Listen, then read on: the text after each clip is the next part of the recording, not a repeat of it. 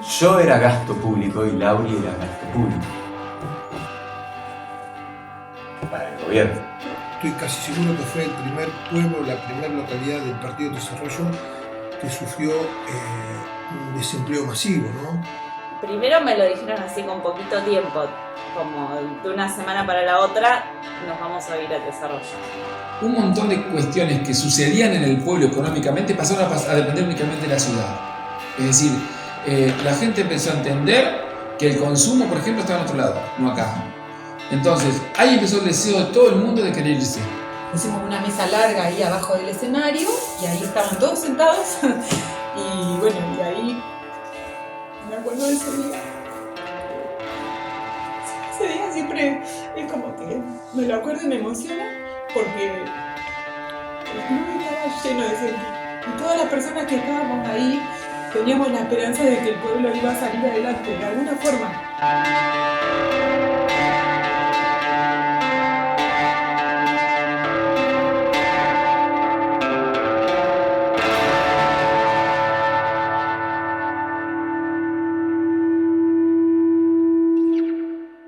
Bueno, nos tenemos que poner las pilas con la producción de este trabajo. Tenemos poco tiempo y tenemos mucho material.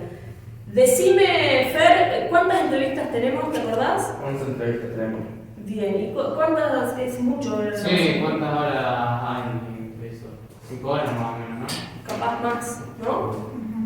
Bien, bueno, vamos a hacer como un repaso de cuáles son las entrevistas que tenemos. Bueno, a los 16 años yo iba a la escuela secundaria como ustedes, pero en vez de acá iba al desarrollo. Nosotros viajábamos todos los días, íbamos a la Escuela Nacional Normal Superior, que es lo que le dicen el Nacional ahora, que es la media 2, creo, y íbamos en el turno tarde, venía un colectivo que era de línea y además llevaba a los estudiantes.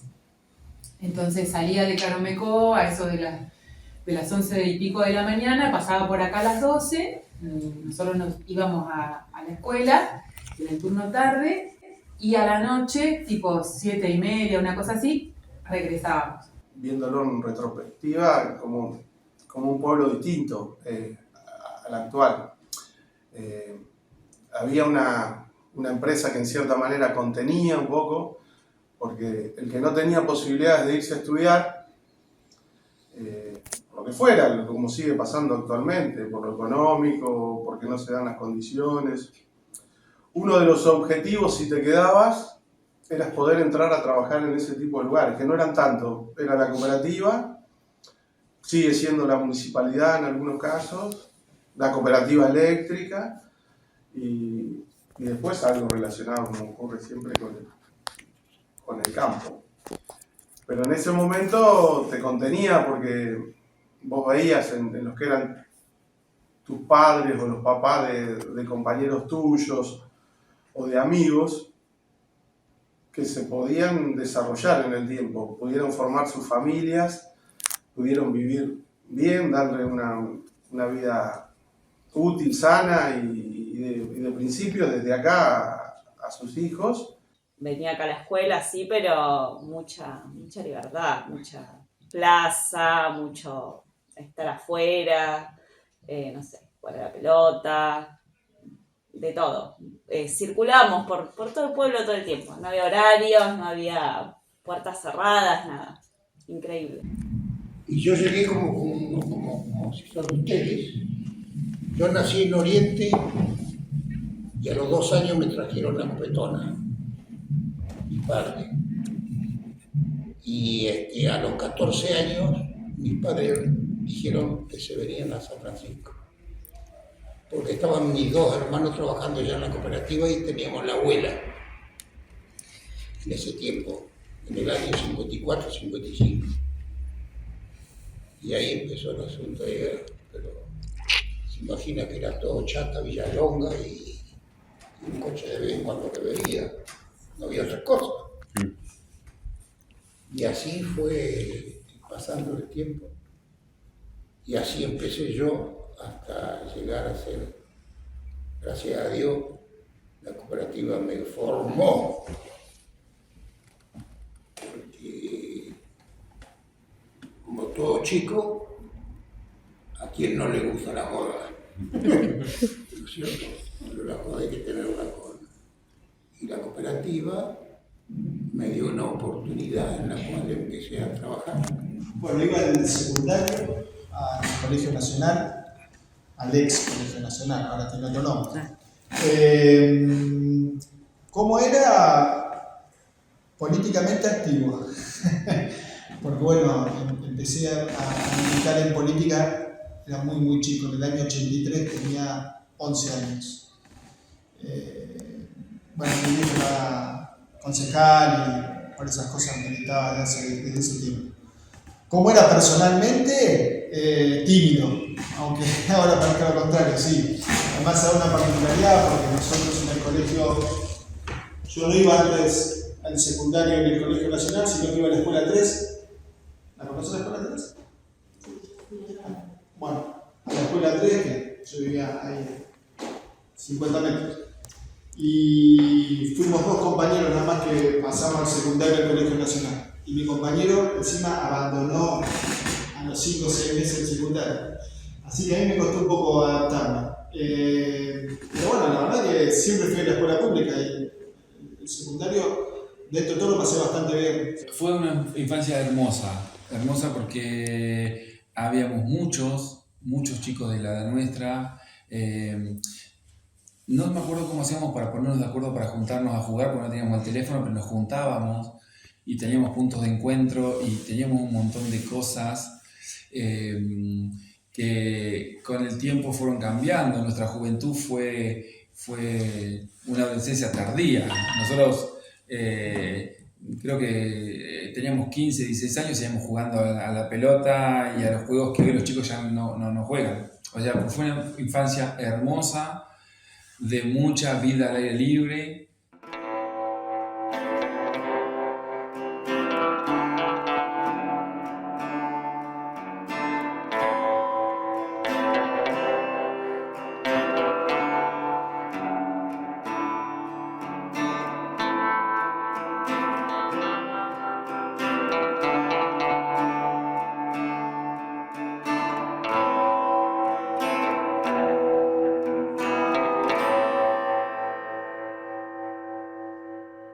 Empezamos con la de Chedrese. Bien. No me acuerdo. ¿Quién era Gerardo Chedrese? Fue el delegado de York. Fue delegado de York. Bien. ¿Qué más? Trabaja en la casa Chedrese desde que es chiquito. Y en esa época yo recuerdo que mucha gente se tuvo que ir, ¿no es cierto?, a cerrar la cooperativa.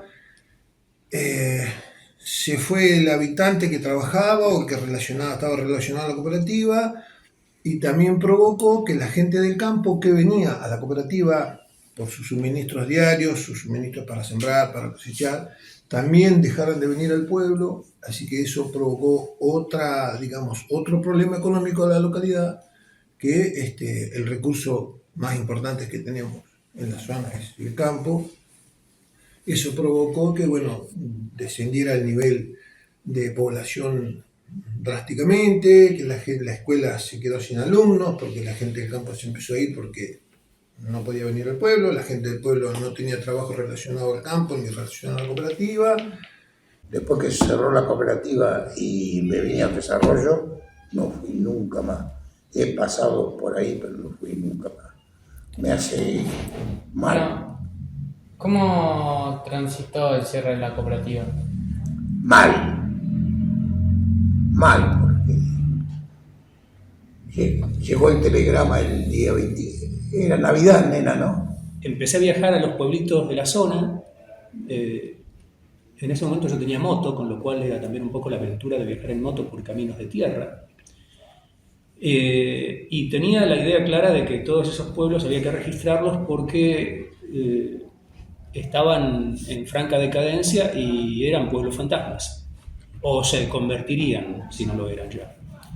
Si vos no querías quedar afuera del mundo, tenías que irte. ¿A dónde? A una ciudad que mayor concentración de gente tuviera, que mayor actividad comercial tuviese, que mayor oferta tuviese, y entonces fue como un boom. Entonces era una desesperación de buscar trabajo en otro lado, dónde vivir en otro lado, pero era como la única alternativa a su vida.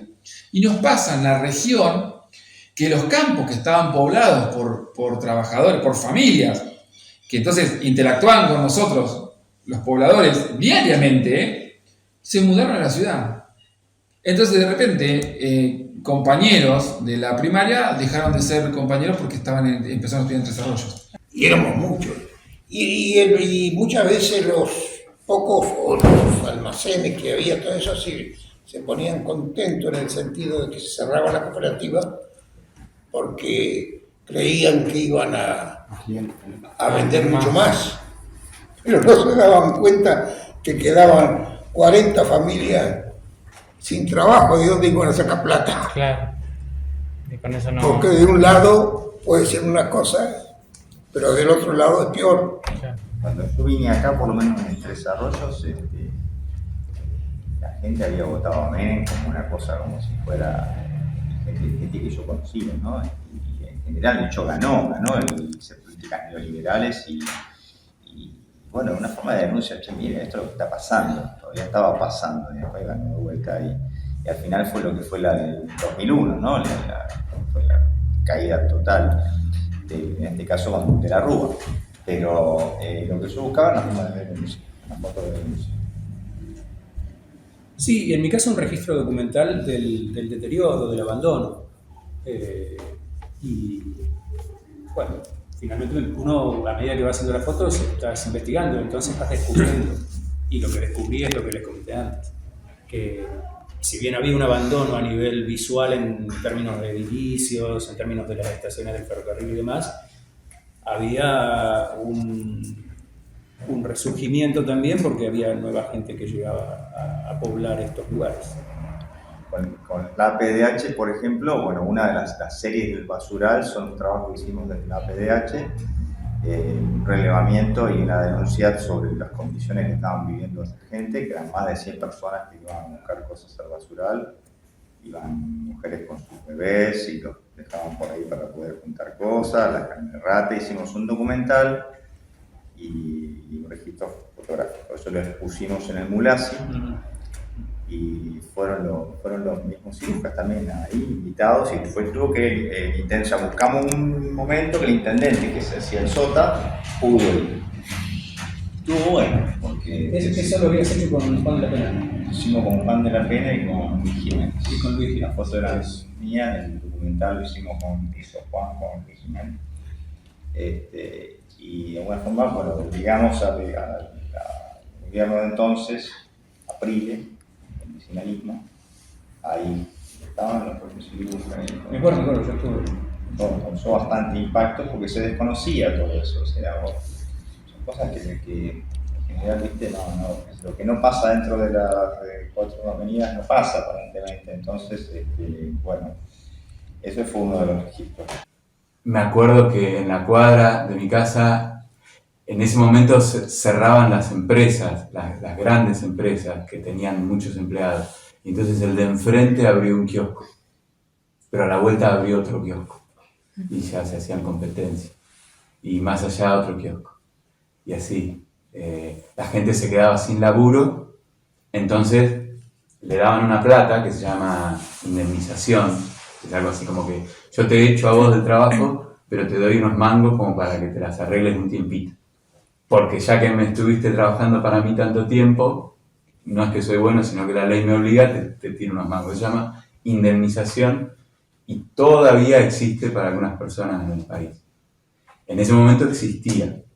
Y entonces echaban a la gente del laburo porque la empresa cerraba o porque la empresa decidía deshacerse de gente por cuestiones políticas y económicas. Y entonces esa gente salía con una platita y en el living de la casa, como si fuese ahí adelante, ya no era más living, sino que era un kiosco. Eso era muy habitual. Empezó a aparecer la palabra polirrubro, que no existía antes. ¿Por qué? Porque vendían desde un chicle hasta harina o lo que podían para poder subsistir. Al principio les iba bien, pero al tiempo los vecinos que íbamos a comprar ahí, también algunos se quedaban sin laburo y ya no tenían por ir a comprar. Entonces era todo muy, muy triste. En ese momento el correo se había privatizado. Es decir, el correo oficial de la República Argentina, que era el correo de bandera, el correo del Estado, se había privatizado, o sea, se había cedido a capitales privados que lo administraban pagando un canon por ese alquiler. Entonces, el pensamiento de la privatización era totalmente distinto al pensamiento del correo de bandera. Entonces, en muchos lugares donde el correo no rendía económicamente, se empezaban a cerrar. Y las personas de mucha edad, que generaban mucho gasto a la empresa, la empezaban a correr. Entonces empezaron a haber vacantes y ahí entramos nosotros. O sea que yo entré al correo cuando el correo era privado, con una precariedad laboral terrible, éramos empleos nuevos, o sea que éramos costos mucho más baratos que el empleado que tenía experiencia y trayectoria. Tuvimos que arrancar de cero haciendo esa carrera en la empresa. Entonces, estuve un año en San Francisco como encargado de correo y lamentablemente vino el cierre, justamente porque la oficina no daba económicamente para mantenerla en un pueblo. En ese momento, la privatización, o sea, los capitales privados, no evaluaban el rol del correo de bandera en la localidad, sino que se medía económicamente. En esta etapa de San Francisco, que es el año 1998-99, ya había pasado la crisis de la cooperativa. O sea, ya no teníamos en San Francisco esa cooperativa pujante, o sea que no había grandes empresas que impusieran cartas, o ya habíamos atravesado toda esa problemática. Así que el correo se cierra y ahí, pese a la movilización del pueblo, se decidió cerrar. Entonces yo soy trasladado a Tres Arroyos. No, San Francisco, con la cooperativa y eso, era una poderosa ciudad, pueblo, poderoso. Teníamos un doctor, el doctor Girado, Dios Belí, qué doctor. Lo único que le fallaba, tenía pobrecito los pies con callos y todo eso. Ay, mi Dios. El pueblo le tuvo que comprar un coche porque no tenía.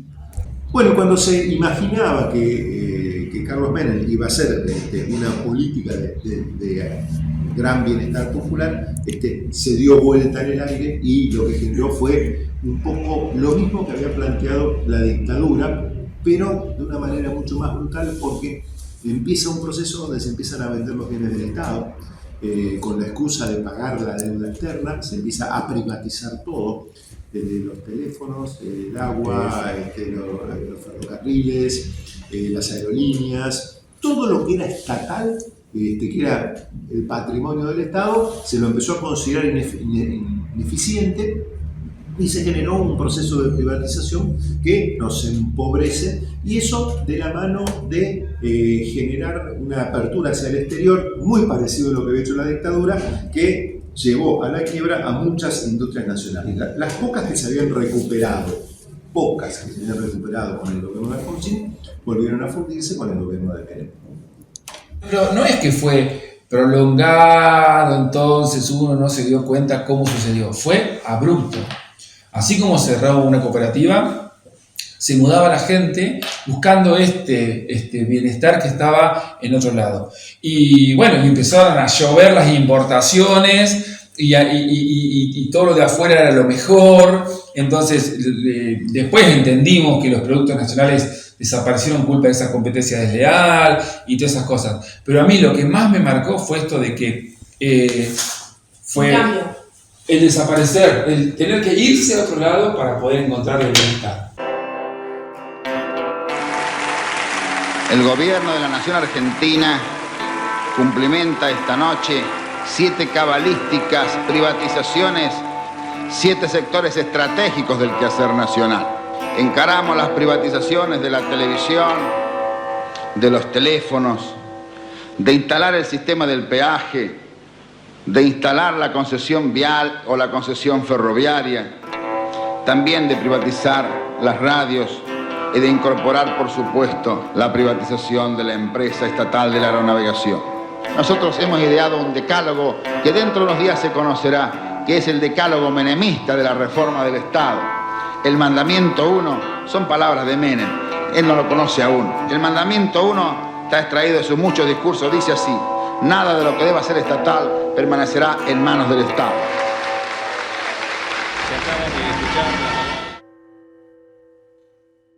Bueno, ¿les parece si seguimos con la de Fede? La de Fede estuvo, bueno, mejor, pero la más fructífera en todos los aspectos. ¿Qué ellos trataron? Primero la escala humana en los pueblos, que él mismo contaba que la escala humana se puede solo aplicar en los pueblos, porque, por ejemplo, todos nos conocemos y no vamos a hablar entre sí, mientras que en una ciudad no da abasto para ayudar a la gente o simplemente en un pueblo. Tal cual. ¿Se acuerdan del ejemplo que dio en ese momento? No sé en qué minuto la entrevista hablaba.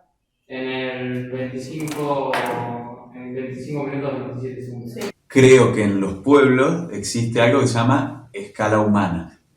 Es decir, yo puedo en un pueblo abrazar a todo el pueblo con mis brazos porque me alcanzan. Podemos hacer una oración con 500 y pico, 600. No sabemos los nombres de todos. No voy a dejar que Mica se quede en la calle. Eso en un pueblo puede pasar. Ahora en la gran ciudad, no. Es imposible que pase. Siempre hemos tenido tal vez dificultades con sociedad de fomento, en la escuela, el jardín, pero en el momento que había que hacer algo, ahí no se veía si yo tenía diferencia con uno o con otro. Todos éramos una sola persona que corríamos atrás de ese ideal. Y por lo general se nota mucho cuando se hace la fiesta del pueblo. No porque uno lo ve, uno como es parte interesada por ahí, si salió linda, bien, nos tocó un día lindo, pero la gente que viene de afuera lo ve y te lo dice. Qué unión que hay acá, pero capaz que después de esa unión de ese día nos arrancamos los pelos, ¿viste? Pero cuando hay una cosa para luchar por algo, corremos todos por ahí, tiramos todos para el mismo lado. Vimos que un tema que es muy controversial entre la gente, porque debe tener distintas posturas sobre el tema, fue la cárcel, que no se hizo. ¿Qué nos puedes contar de eso? Mira, la cooperativa y la cárcel fueron las dos cuestiones que hoy están vigentes en la sociedad actual, ¿no? La primera fue la desocupación, el problema de trabajo y de empleo, y la segunda fue la grieta. La grieta que hoy en la sociedad, que la mayoría de ustedes han escuchado hablar, nosotros la tuvimos lamentablemente en ese momento. Había gente que estaba a favor, gente que estaba en contra. Yo estaba a favor de la cárcel, sigo pensando lo mismo. Seguramente hay gente que piensa igual que yo, hay gente que a la cual se respeta, ¿no? Yo respeto la opinión de todo el mundo. En ese momento yo también respeté la idea del que estaba en contra, porque el que estaba en contra decía que no era bueno para San Francisco y nosotros, los que estábamos a favor, decíamos que era bueno, ¿no? O sea, son dos opiniones encontradas, uno a favor y otro en contra, pero digamos, en la línea del medio era que todos queríamos algo bueno para San Francisco, ¿entienden? No es que ellos querían que se funda ambos San Francisco. fundamentos eran válidos, digamos. Ambos fundamentos, y eso yo siempre lo respeté, yo particularmente siempre lo respeté. Pero bueno, fue lamentable porque hubo gente que se enojó mucho, gente que discutió, familias, amigos que dejaron yo tengo amigos, gente que, digamos, dejó de hablar con uno por una cuestión de si vos sos de Boca y yo soy de River, sí. No tiene nada que ver, vos podés seguir compartiendo la idea, pero bueno, hubo mucha gente que siguió, vos de los dos lados, tanto el que estaba a favor como el que estaba en contra se enojó porque el otro no estaba y porque el otro estaba. Pero fueron épocas muy difíciles porque era una sociedad chiquita, éramos pocos. Pero bueno, todos los argumentos yo sostengo que fueron válidos porque todo el mundo quería que es lo mejor para San Francisco. Unos estaban con una idea y otros con otra.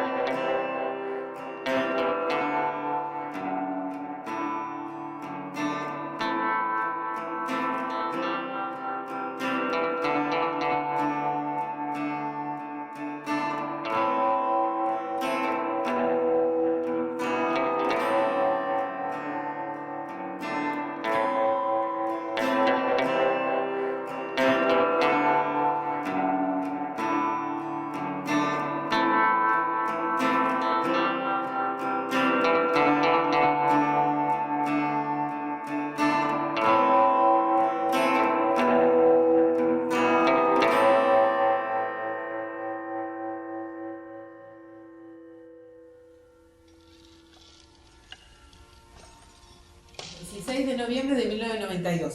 Dice, a los señores concejales del Partido de Tres Arroyos, de nuestra mayor consideración, estamos presentes en nombre de la población de San Francisco de Belloc, que hoy vive uno de sus momentos más desesperantes. Los habitantes de esta pequeña localidad del distrito de Tres Arroyos, con 770 habitantes, ubicada en el cuartel 11, circunscripción 17, con una superficie de tantas hectáreas, apelan a los señores concejales y por su intermedio a quienes corresponda para comenzar a transitar el camino de las soluciones. Nosotros somos conscientes de las limitaciones existentes en el orden municipal y provincial. ¿Ustedes son conscientes de nuestros problemas? Dentro de todas sus ocupaciones, ¿han pensado seriamente en dar una solución integral a nuestras familias? No pretendemos la solución en un día, pero sí queremos que se revierta la actual política y se implemente una auténtica política federal. ¿Cómo? Apoyando a nuestra región en la explotación y transformación de nuestros recursos.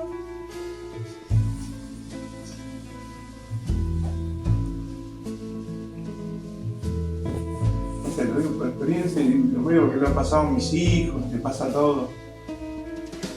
Hay momentos que te sentís la mierda. Que no sabés, que no te sale nada, que...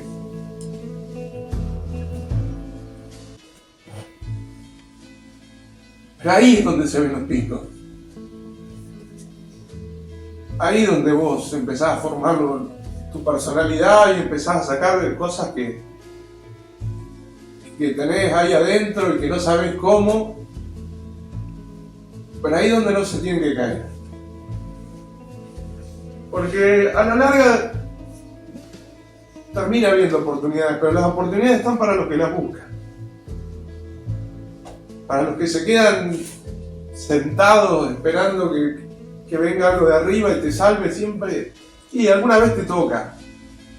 Alguna vez si tenés suerte, algo te toca. Pero generalmente te podés quedar sentado ahí, que no va a venir nadie.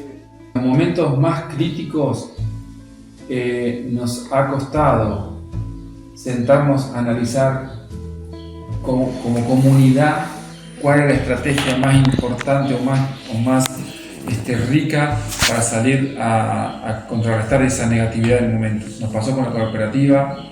Mucha gente lo primero que hizo fue irse, porque el que se podía ir y el problema era el que se quedaba. Ya ahí, sin juzgar, porque es re difícil juzgar hoy lo que pasó en otro tiempo, ¿no? Pero en un análisis posterior, y era más fácil irse, pero no pensamos en el que queda, ¿entendés? Y los que nos fuimos, también después entendemos el desarraigo, porque tu pueblo y tu localidad es tu localidad. Entonces, siempre digo, te toca irte por estudiar, bueno, está bien, hacé tu carrera. ¿Te querés estudiar medicina? No lo vas a poder hacer en San Francisco. Bueno, andá a estudiar, hacé tu carrera, pero siempre acordate de tu San Francisco y aportar lo que puedas. Es decir, cuando puedas venir, traete algún taller de educación sexual o no pierdas esa conexión con el pueblo. Pero estoy totalmente de acuerdo con esa hipótesis. Yo creo que si nosotros como comunidad analizamos la problemática, tratamos entre todos de buscar respuestas o analizarlas y construirlas entre todos, hay una salida más positiva y más certera, y yo creo que hay soluciones. Viene el 10 para pegarle, una vez más, se recuesta contra el caño, el arquero, le va a pegar el tuyo, le va a pegar Min, 4 hombres en barrera, la orden de mate ya, le dio Min, viene Min, le pegó.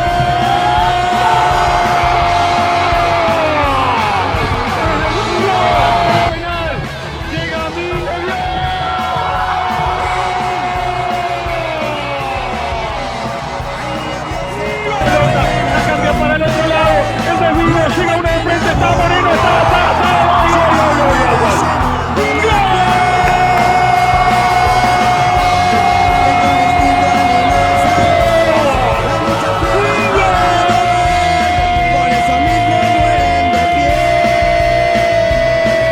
se cortó la mufa, Darío, hicimos un 4,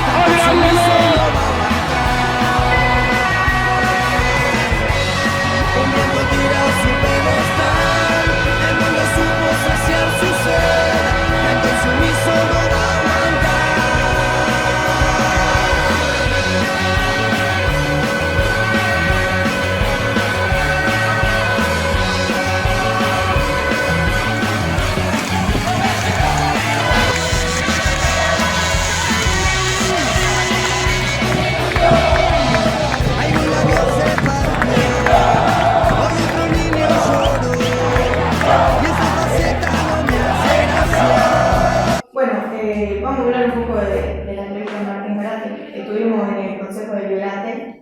presidente del Consejo Directivo de ANIC, en este caso Martín García. ¿Qué tendríamos que poner de esa entrevista, Tiago? Vos habías marcado algo el otro día, me parece. Sí, la deuda del Estado con las localidades, en cuanto a trabajo, salud, obras. Bien, perfecto. Me acuerdo que él dice esto de que no se han generado las condiciones para que muchas veces los jóvenes, sobre todo, se puedan quedar en las localidades, ¿no? Para mí, en cada localidad es diferente, ¿no? Pero en general, digo, el Estado municipal no ha tenido capacidad para generar, en general las localidades, ¿no? Fuentes de trabajo para que los chicos se queden, para que los jóvenes se queden en la localidad. En Belloc, salvo en la planta de reciclado, pero después no tiene otra cosa. No han tenido esa capacidad de, generar realmente una política de turismo rural, o generar algún tipo de inversión para que los chicos se puedan, para que los jóvenes se puedan quedar. Eso es lo que generó una emigración en algún momento, que después se podrá escribir, ¿no?, de estudiantes para el desarrollo particular. Segundo, la cuestión de salud. La cuestión de salud en todas las localidades es absolutamente deficitaria. Me decís, no, Claverito tiene un hospitalito. No. El Claverito hospitalito es el nombre. Después es como una unidad sanitaria. Vos vas y la mayoría de las prestaciones no te las podés hacer, te matan acá. O sea, yo lo que creo es que sigue habiendo un centralismo muy grande de Tres Arroyos, del Estado de Tres Arroyos, que va en desmedro de las localidades. Lo que empecé a notar entonces es que había rotación de personas, que por lo tanto los pueblos no iban a quedar abandonados. Y que en general lo que venía pasando es que las personas que venían a vivir a estos pueblos tomaban las casas porque estaban siendo expulsados de ciudades más grandes, en donde no tenían trabajo, en donde si alquilaban no podían pagar alquiler, en donde por ahí no podían pagar servicios. Y estos eran como lugares de refugio, es decir, bueno, quiero mínimamente una vivienda, ¿no? Entonces empecé a notar eso. Muchos eran trabajadores rurales, expulsados del campo, también desempleados del campo, un poco lo que decía Jorge también, el tema del campo, y especialmente el campo chiquito, ¿no? Claro, en esa época hubo una concentración de los campos, los pequeños campos no rendían, un poco por estas políticas neoliberales, por los préstamos que se vieron obligados a tomar y que no podían pagar, con lo cual la concentración de los campos fue en menos manos. Y también fue un poco el debate de las cooperativas agropecuarias, digamos. Tal cual, tal cual. Los índices de pobreza que nos dejó la dictadura cuando se retiró en 1983, hoy continúan iguales o peores. Cuando se da el golpe de Estado en 76, los índices de pobreza eran en Argentina de no más del 5%. Cuando se va la dictadura superan el 30%. Hoy tenemos índices de pobreza parecidos o superiores a eso. Esto, en mi juicio, tiene una explicación que tiene que ver con que los genocidios como los que ocurrieron en Argentina no terminan el día en que desaparece la última víctima, el día en que secuestran a la última víctima, sino que los efectos de ese genocidio continúan en el tiempo. Y por eso tuvimos una época de neoliberalismo, que no casualmente el neoliberalismo iba de la mano de la impunidad, vieron que hablamos de los indultos y que estaban todos los criminales sueltos. Bueno, lo que tenemos pendiente es revertir ese sistema económico para terminar con esos índices tan altos y por ello obscenos de pobreza en la Argentina. Todos siguen teniendo pobladores y bueno, todos han tenido un derrotero distinto. Creo que el menos poblado de los que yo visité es La Sortija, en donde creo que ahora hay una sola persona, una familia obviamente, pero bueno, San Mayor se reconvirtió en pueblo turístico, en Barro sigue habiendo gente, creo que las plantas de silos que instalaron ahí algo impulsan también, no sé si le dan laburo a la gente que vive ahí, eso desconozco. Pero bueno, en definitiva todos han tenido alguna forma de continuar, es decir, no fueron pueblos fantasmas. Digamos, los gobiernos pueden ayudar o entorpecer. De nosotros depende. ¿Y cómo hacemos para que dependa de nosotros? olvídense, sí, ya sé, me van a decir, y votar a tal o cual. No, olvídense de los gobiernos, olvídense. Nosotros somos la sociedad civil, se llama. No somos políticos, no somos militares, no somos millonarios dueños de empresas multinacionales, ¿o sí?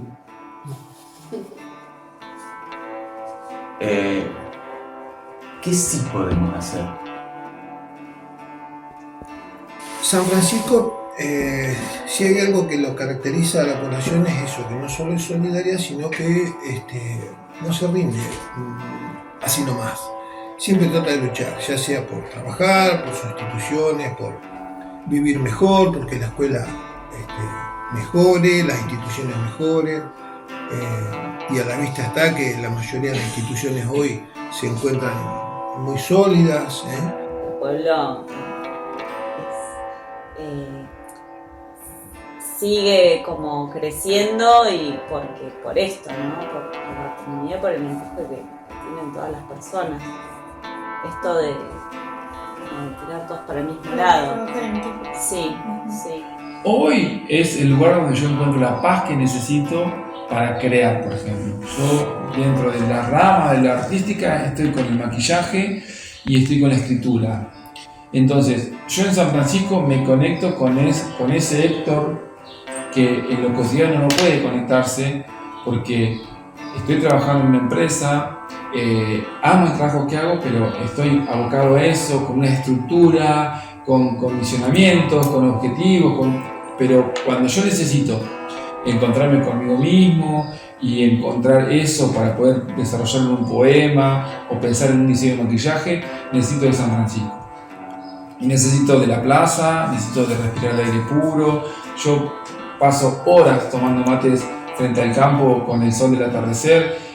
En algún momento de mi vida pensaba en qué ir al otro. Hoy ya me di cuenta que a mí me hace bien, entonces la mirada del otro no me condiciona. Pero bueno, San Francisco es eso, ¿no? Y sigo soñando con que podamos, con el hospedaje, con el club, con la escuela, con el rancho de Mingo, poder hacer un San Francisco que la gente venga a conocer y que encuentre en este pueblo rural ese atractivo que tiene, que nosotros sabemos que tiene, pero que lo puedan conocer más gente, ¿no? Toda la gente que en diferentes épocas de la vida del pueblo pudo luchar contra o resistirse, ¿no? Resistirse al olvido, resistirse no, yo quiero seguir viviendo acá.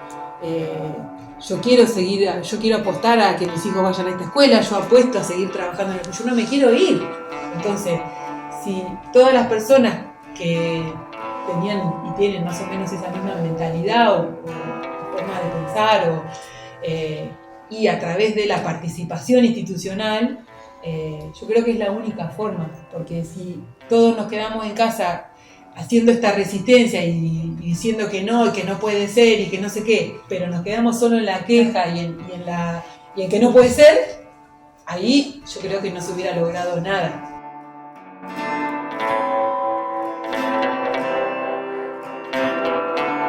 Sí, se juntaron firmas, se hizo bastante lío, que no fue la primera vez ni la última que se hizo lío por algo, pero bueno, sí, se juntaron firmas, se hablaron con intendentes, se hicieron trámites a nivel provincial y creo que nacional también, y bueno, eso sirvió para que la estación esté hoy en pie, ¿no? Que en la mayoría de los pueblos no está, desapareció, ¿no?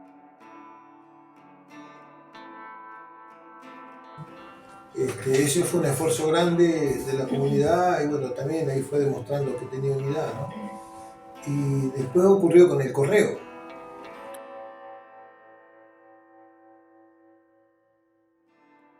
En esa época había un vecino, Edgardo Anderson, que tenía una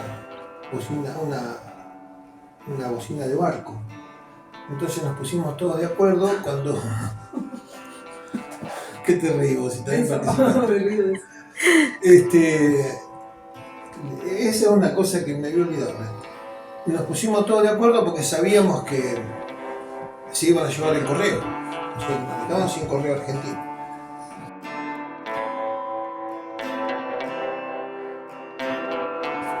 Yo en esa época estaba delegado y bueno, me avisaron de que iba a ocurrir eso, un primo que trabajaba en el correo y me dijo que iba a ocurrir eso, que no iba a dejar sin correo si no hacíamos algo. Entonces el día que vinieron a cargar los muebles, porque nos ayudaban, el vecino tocó la bocina, vinimos todos los vecinos al correo. ¿Vieron la de los bomberos? Bueno, es 3 veces más fuerte. ¿Eh? Era más fuerte que esa, porque recuerdo que yo tengo... No, una cosa tremenda. Parecía que era un terremoto. Era una bocina de un barco. La usaron en la cancha un par de veces, ¿te acuerdas? Bueno, entonces ahí nos juntamos todos los vecinos, nos paramos en la puerta, no nos dejamos cargar los muebles, trascendió, vino la televisión, los periodistas, trascendió, se hizo un barullo bárbaro y no se llevaron el correo. Lo dejaron como una estafeta chiquita, pero sigue viniendo. Hoy en día tenemos correo acá, gracias a ese esfuerzo de los vecinos.